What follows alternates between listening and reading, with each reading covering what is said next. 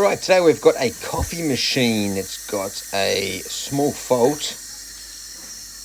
It's actually leaking some steam, and this is due to a faulty pressure stat.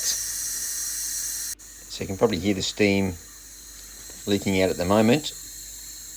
That's coming from in here. You can actually see the steam fogging up the lens of the camera. Now if I can get the right angle, I should be able to take you in between these gaps here, and there it is right there, the pressure stat. Let's run through what this is. So this is a pressure stat here. It's a spare one I've got just in case mine does completely fail. It's a Mater brand, M-A-T-E-R, part number XP110. Now these are quite a basic little device, but there is quite a lot going on. You've got a pressure input in the bottom. It's a nice solid brass housing. Once your boiler in your machine builds up enough pressure, it pushes on a diaphragm, which is spring activated, and you can adjust that pressure via this flathead screw right down there. Once you reach the desired pressure, which also means a desired temperature of your water, the limit switch gets activated. It pushes up in this corner here, pushes on a switch, and turns off your boiler. So what's happening, this device is not working properly. So we'll run you through on how to solve that, which gets you a lot more life out of it. It just gets a bit stuck, and you just got to get in there and give it a few whacks, and it should work as good as new again. But yeah, that's the one you need. If yours completely fails, your machine may be slightly different, but that's basically how a pressure stat works.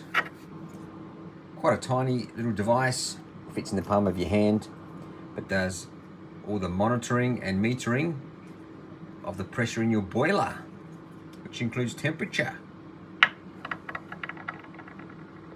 Okay, to fix a faulty or sticking pressure stat, grab yourself something like a butter knife or anything that fits between these gaps in your coffee machine if you have this particular one, which is an Isomac T.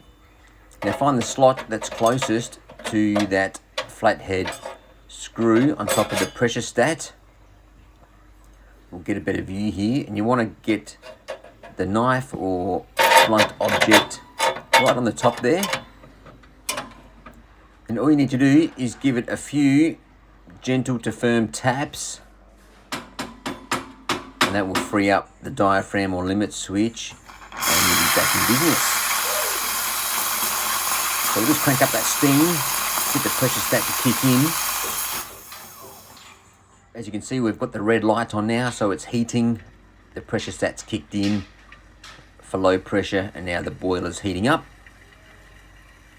And then we'll just check to see if we have any steam coming out the back or not. All right, we've reached full temperature and no more steam. So there you go, a quick fix for your coffee machine pressure stat. Beauty. And as always, thanks for watching. If you liked what you see, hit the like button. Don't forget to leave a comment below. That would help my channel grow. And if you want to see more videos like this, subscribe to my channel. That would be fantastic.